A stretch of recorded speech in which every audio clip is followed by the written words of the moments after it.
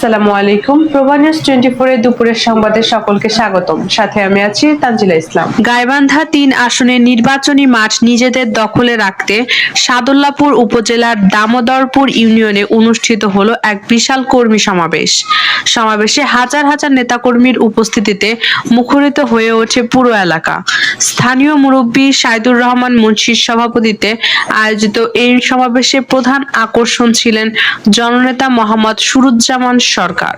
যদি আমরা করি আমার মনে হয় অবশ্যই মানুষও বুঝবে এবং আমরাও সফলতা অর্জন করব। যাই হোক, আপনাদের সকলের সুস্বাস্থ্য কামনা করে এবং 12টা এই আশা ব্যক্ত করে আপনাদের কাছ থেকে আমি বিদায় নিচ্ছি। আসসালামু আলাইকুম ওয়া রাহমাতুল্লাহি ওয়া বারাকাতুহু। বক্তব্য রাখবেন হামিদুল ভাই।